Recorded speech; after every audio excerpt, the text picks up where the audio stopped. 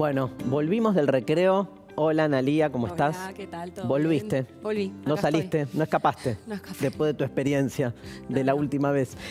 Bueno, estuvo buenísima y te tenemos de nuevo, ¿sí? Como para, bueno, seguir adelante, hacer un repaso de lo que vimos. Te quiero hacer una pregunta medio pava, igual, porque yo me quedé con los elementos, sabés que, nada, contaba al aire que soñé con átomos. Así que imagínate lo mal que estoy en cuarentena. Vos, si tuvieras que elegir uno de los elementos, ¿tenés alguno que es tu favorito, por ejemplo?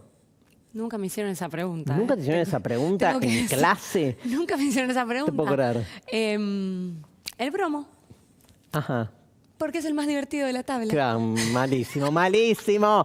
Pero bueno, Malísimo. empezamos con todo, con el bromo y la broma. Y gracias, Analía. Bien ahí, bien Quiero ahí. decir que ese chiste lo suelo hacer en clase. Entonces sí te preguntan. No, lo digo Lo con decís cualquier cuando otro tema y los chicos como que... duermen, vienen como diciendo, básicamente. No, es gracioso lo que decís. Y bueno, No, bueno, sí, fue está muy bien. gracioso. Nos ayudás porque el tema de hoy es avanzar ya sobre lo que vimos la clase pasada. Hagamos como Sí. un mini repaso. Sí, vamos a avanzar, Dale. vamos a hacer un repaso porque es mucha información Eso. y es muy abstracto. Entonces, bueno, en la clase pasada habíamos visto que la tabla periódica tiene un orden, que es una herramienta muy importante para la química desde ese punto de vista, y que ese orden no es caprichoso, tiene sentido. Tiene que ver con los átomos van a estar, los elementos en realidad van a estar ordenados de acuerdo al número creciente, ¿sí? Que está acá arriba, ¿sí? Que se llama número atómico, que tiene que ver con la identidad del átomo, habíamos dicho, es el número de protones que un átomo tiene en su núcleo.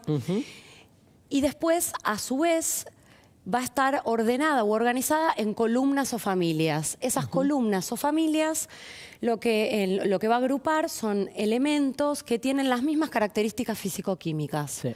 Entonces, los ordenamos por el número atómico y están a su vez subdivididos en columnas que comparten características físico-químicas. Eso es lo que hizo Mendeleev. Eso es lo que hizo ¡Me Mendeleev. acordé! ¡Me acordé! En realidad, Mendeleev lo hizo con el número másico. Tenés razón. ¿Sí? Y después otros químicos que vinieron más tarde dijeron, acá hay algunas inconsistencias, es con el número atómico. El número másico, entonces, recordemos que era el número atómico, es decir, el número de protones, más el número de neutrones. Tal cual. Y estos dos números son muy importantes porque en las reacciones químicas son invariantes. ¿Sí? Entonces, son los que les otorgan estas características particulares que tienen diríamos. identidad. Escúchame, ¿y los colores?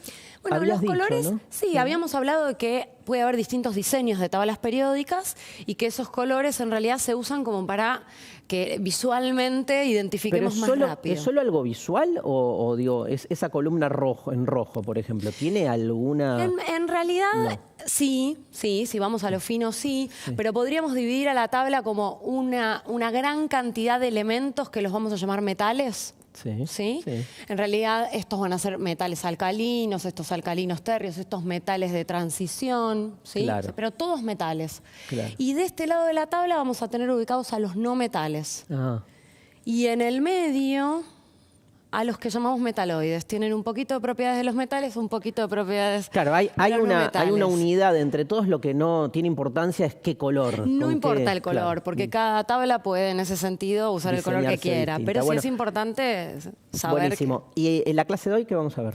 La clase de hoy vamos a trabajar sobre las uniones químicas, es decir, ¿cuándo se unen los átomos? ¿Bajo qué circunstancias? Bien, ¿cómo se unen los vínculos? O sea, un problema afectivo, diríamos, entre podríamos los átomos. decir. ¿Cuándo se unen y cuándo se desunen?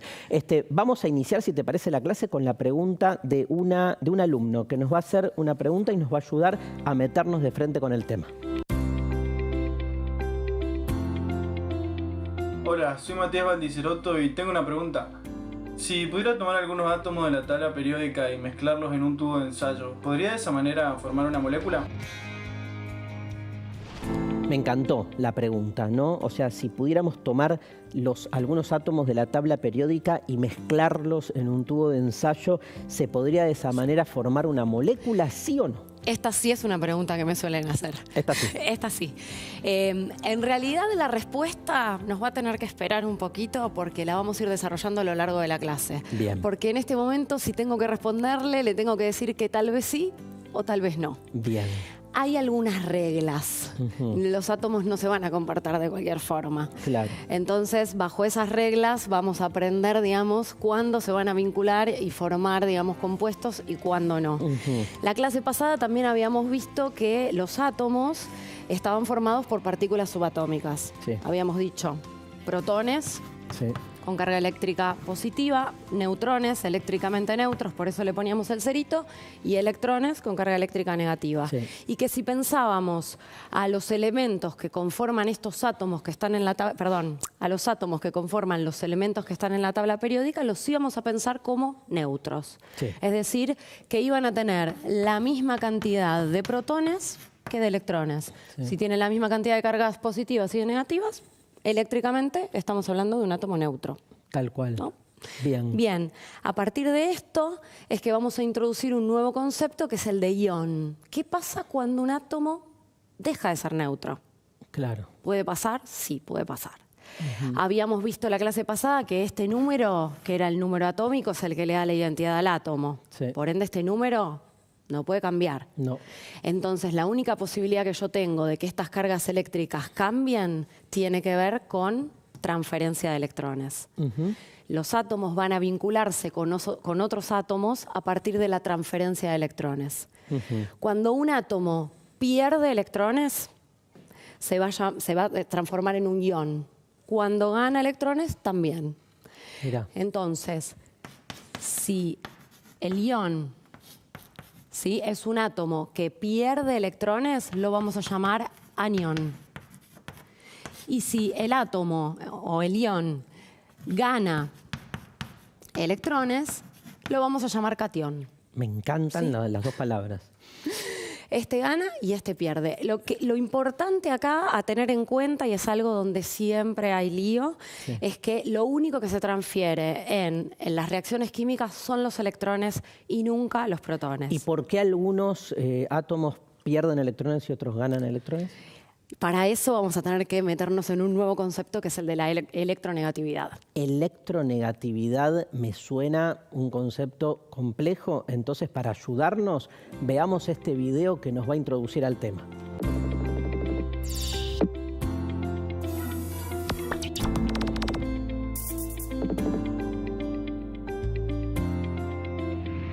¿Cómo se organizan los elementos en la tabla periódica por su electronegatividad?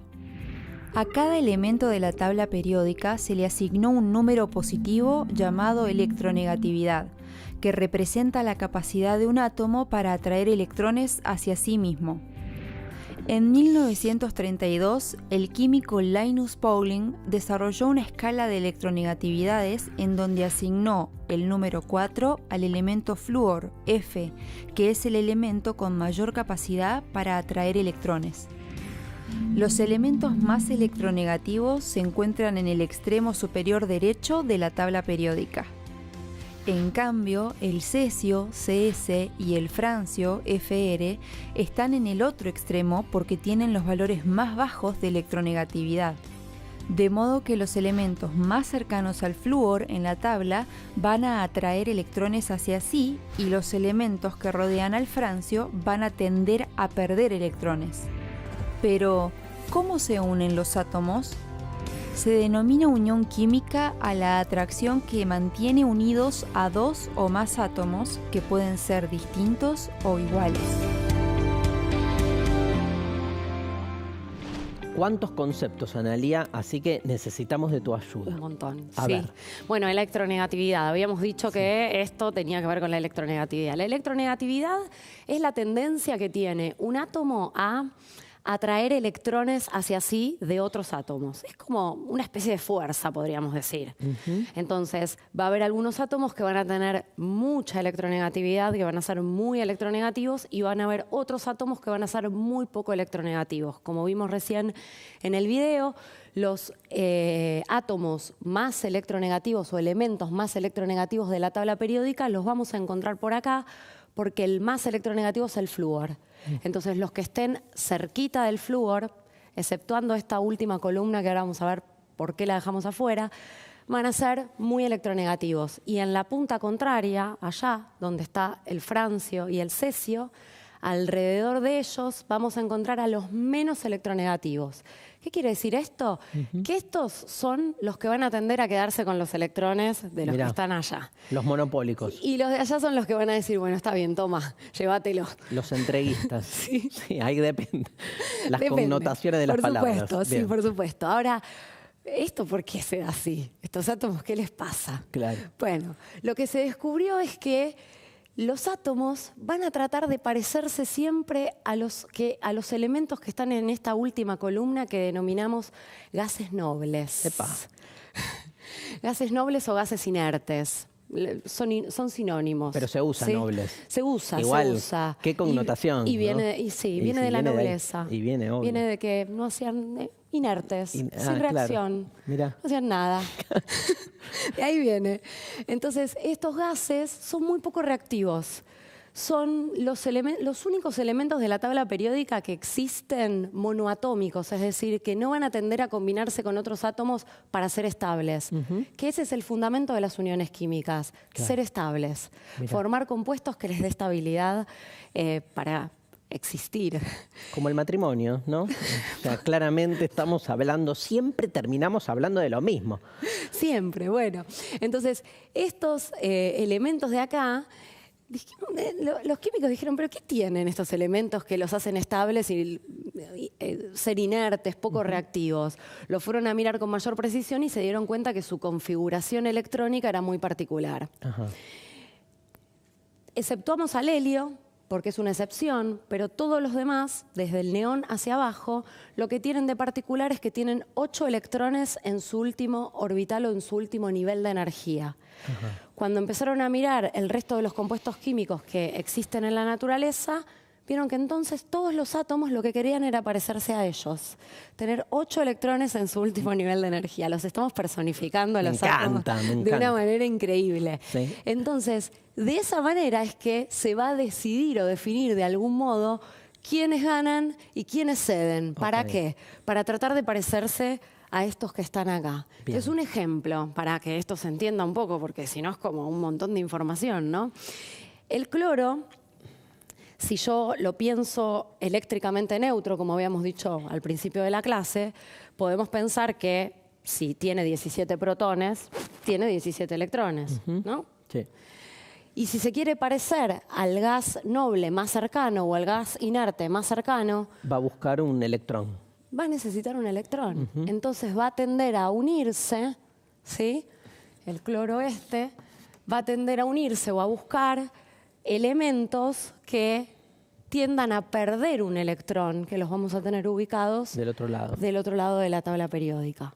Que también a su vez, al combinarse, por ejemplo, pensemos en el cloruro de sodio, que es un buen ejemplo, ahora lo vamos a pensar, ¿sí? Este cloro va a necesitar un electrón para parecerse al gas inerte más cercano. Claro. Y el sodio, si lo venimos a buscar acá, a la tabla periódica, el gas inerte más cercano no va a ser el argón, porque tiene 18 el argón. Va a ser el neón. Entonces, ¿qué va a tender a hacer el sodio? A perder ese electrón. A entregarlo. dárselo. Toma, cloro, llévatelo. Logrando de esta manera formar iones. Claro. El ion, el anión cloro, el catión sodio. Y de esta manera transfieren electrones y se unen y forman un compuesto. Que es el cloruro de sodio. Que en este caso es el cloruro de sodio. Y que ahora vamos a ver, hoy vamos a trabajar particularmente sobre 2 tipos de uniones, las iónicas y las covalentes, que este compuesto particularmente responde a una de ellas. Estoy enamorado de este tema. ¿Vieron que estaba enganchadísimo con la clase de lengua? Bueno, ya fue. Ahora me enganché con esta. Así es la vida. ¿Qué vamos a hacer? Entramos y salimos todo el tiempo. Vamos a ver un video que nos va a ayudar a comprender entonces qué es un enlace iónico y volvemos con Analía.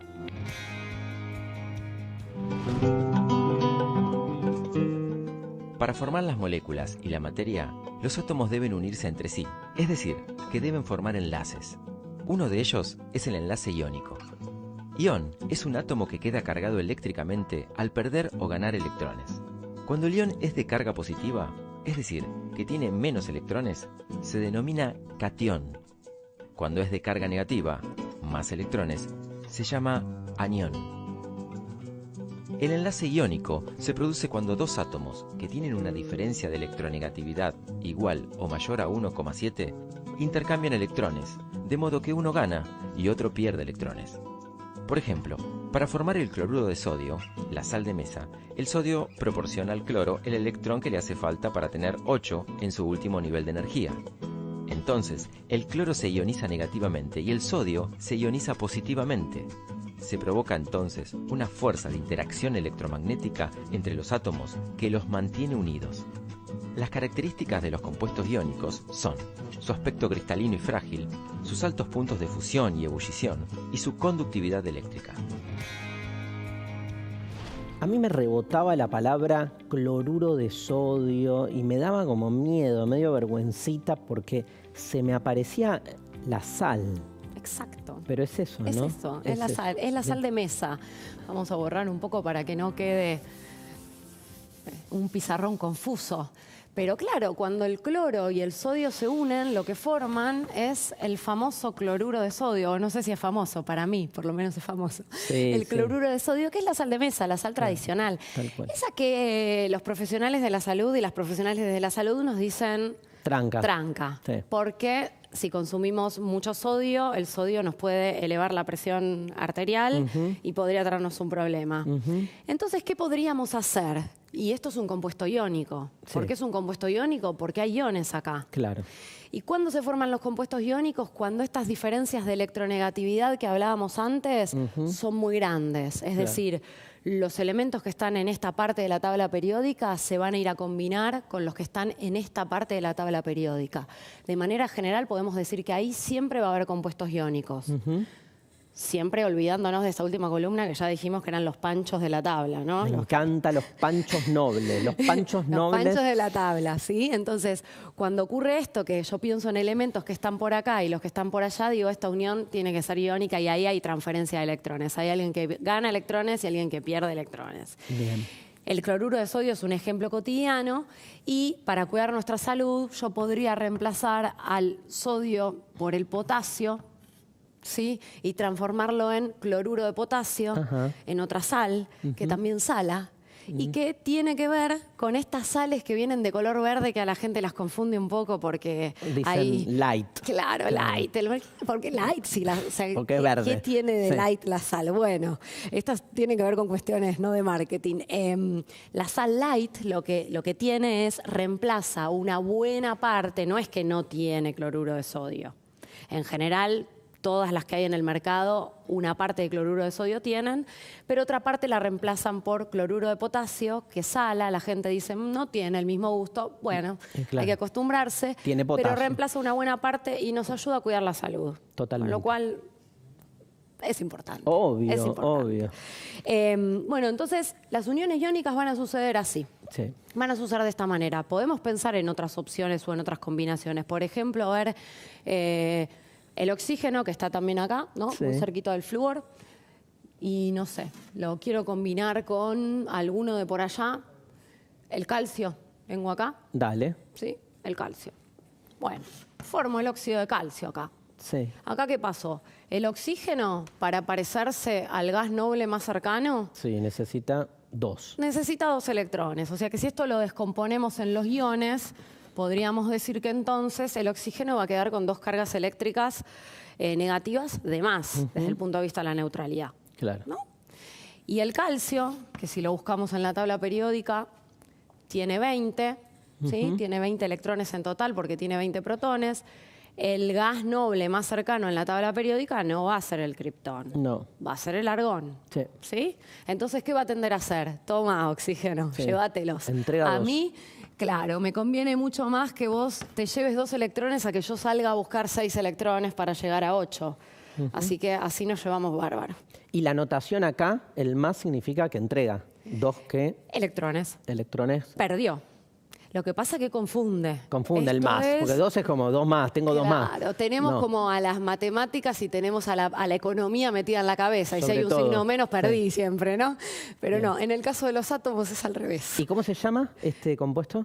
Óxido de calcio. Óxido de calcio. ¿sí? Y no tenemos, no es una sal, no es nada. No, sí, es un sólido, pero no lo puede traer porque, digamos, algunas cosas en casa tengo. Pero el óxido de calcio lo metes en la comida, ¿no? No, el óxido de calcio no lo metes en No metan óxido de calcio en la comida.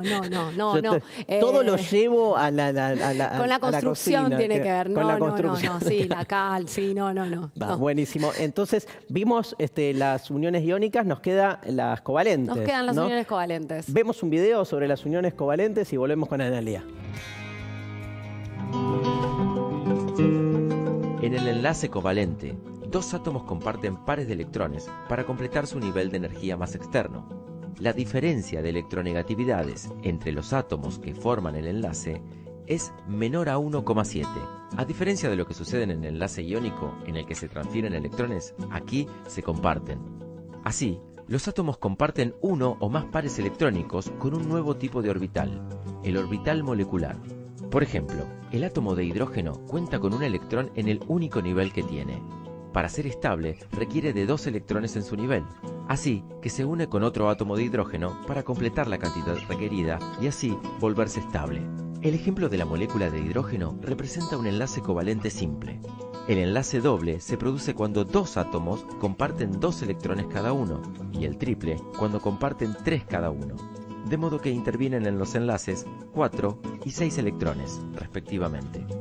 Las moléculas que forman los enlaces covalentes tienen las siguientes propiedades: temperatura de fusión y ebullición bajas. En condiciones normales, 25 grados aproximadamente, pueden ser sólidos, líquidos o gaseosos. Son blandos en estado sólido, son aislantes de corriente eléctrica y calor, son solubles en agua. Enlaces covalentes. Enlaces covalentes. A ver. Bueno, acá cambia un poco la cosa. Sí. Acá no hay transferencia de electrones como sucede en las uniones iónicas porque estamos hablando de elementos generalmente. Los que forman las uniones covalentes son no metales que están ubicados en esta parte de la tabla periódica y su diferencia de electronegatividad es muy chiquita o es nula. Claro. Por ejemplo, para hacerlo más sencillo y que se entienda, ¿no? La molécula del oxígeno. Algo que conocemos todos. Sí. La molécula del oxígeno se está combinando consigo misma. Claro. ¿Qué diferencia de electronegatividad hay ahí? Nula, cero. ¿Sí? Entonces, acá va a haber una unión covalente. Claro. En estas uniones lo que sucede es que los átomos comparten pares de electrones. Ajá. Comparten pares de electrones para poder cumplir con esto que habíamos dicho antes de tener 8 electrones en su último nivel de energía y parecerse a los gases nobles. Claro. También dijimos que había algunas excepciones, ¿no? O sea, esto también hay que tenerlo en cuenta porque está lleno de excepciones. Sí, sí. La química tiene un montón de excepciones, La pero vida, de manera general la vida. La naturaleza, ¿no? Sí. Una excepción, de hecho, es el helio, que es estable solamente con 2 electrones en su último nivel de energía y va a haber algunos elementos de la tabla que van a tender a parecerse a él. Pero la mayoría van a tender a parecerse a todos estos que están acá, que tienen 8 electrones en su último nivel. Pero acá, como no hay uno que sea más fuerte que el otro y que pueda ahí pujar por los electrones, lo que van a hacer es compartir de a pares de electrones. ¿Cuántos pares? Los que se necesite. Entonces vamos a tener uniones covalentes simples, donde van a compartir un único par de electrones. Vamos a tener uniones covalentes dobles, vamos a poner la S, es lo mismo igual. Y vamos a tener uniones covalentes triples. Hay otra unión covalente más que en algunos textos aparece por ahí, que todavía se enseña y se usa con permisos didácticos, que se llama dativa, pero a los fines de la clase de hoy la vamos a dejar. Entonces vamos a pensarlo con ejemplos simples. Covalente simple. Vamos a pensar en un elemento de la tabla periódica, ¿no?, que cumpla con este tipo de unión. Por ejemplo, el flúor. ¿Sí? El flúor tiene 7 electrones en su último nivel de energía, en su última capa de energía, que para llegar a 8 necesita 1. Cada uno. Yo acá tengo 2 flúors. Entonces, cada uno de ellos necesita un electrón. Claro. Pero como ahí la electronegatividad es nula, lo que van a tender a hacer estos flúors es los voy a simbolizar, son permisos pedagógicos que nos damos, los voy a simbolizar de esta manera. ¿Sí? Esto sabemos que no ocurre exactamente de este modo. Así en la realidad material. Pero entonces acá lo que va a suceder es que estos flúors, para ser estables, van a compartir un par de electrones. Entonces, esto es un ejemplo de uniones covalentes simples y se simbolizan de esta manera. Ah, mira. O sea, esta es la estructura, digamos, de electrones y de esta manera, cuando alguien lee o mira y entiende el lenguaje químico, dice, esta es una covalente simple. Y ahí llega el 8.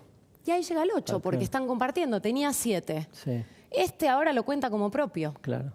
Se Cada uno acercan, cuenta al otro como claro, propio. los átomos acá se acercan, superponen los orbitales. Entonces, en esa superposición, lo que es tuyo es mío. Perfecto. Dobles. Vamos con la molécula de oxígeno. ¿Sí? El oxígeno tiene 6 electrones en su último nivel de energía. Para llegar a 8, Tiene que compartir 2. tiene que compartir 2. Entonces, este tipo de unión es conocida como unión covalente doble, porque Claro. está compartiendo 2 pares de electrones. Y se simboliza de esta manera. Vamos con una de triple. El nitrógeno molecular, ¿sí? El nitrógeno tiene 5 electrones en su último nivel de energía. Entonces ya es casi esto. Me lo dicen de manera cantada en el aula cuando voy avanzando. Necesita, ¿no? Compartir, perdón, me fui. Le agregué electrones. Ahí está. Claro, ahí. Necesita compartir 3 pares de electrones para poder unirse entre sí y para poder ser estables y cumplir con esto de la regla de los 8 electrones en el último nivel de energía para ser estables y parecerse a los gases inertes. Impresionante. Aparte, me encanta lo simétrica que sos en el pizarrón. ¿Estaríamos en condiciones de responderle ahora entonces a la pregunta que nos habían hecho de si meter en un tubo de ensayo? Se supone que si expliqué bien, sí, que podríamos, ¿no? Entonces tendríamos que pensar que si yo pienso en 2 elementos cualquiera de la tabla periódica, tendría que pensar, primero, ¿qué diferencia de electronegatividad hay acá? ¿Es alta? ¿Es baja?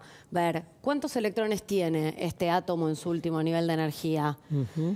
¿Va a ser posible? ¿No va a ser posible? Claro. Bueno, así lo pensamos. Y algo que no es menor, digamos, también es pensar en que se tienen que dar en ciertas condiciones. Claro. Hay algunos compuestos que se forman naturalmente, digamos, en las condiciones ambientales de presión y temperatura normal, y hay otros que no, pero que por ahí sí artificialmente le creamos una atmósfera diferente, logramos que esos átomos se unan. Totalmente. Así que Está buenísimo. Bueno, gracias, Analía. No, Me de parece nada. completísima la clase. Veremos con qué seguimos. con La clase un que montón de viene, cosas. seguimos en Seguimos Educando, último bloque del programa de hoy.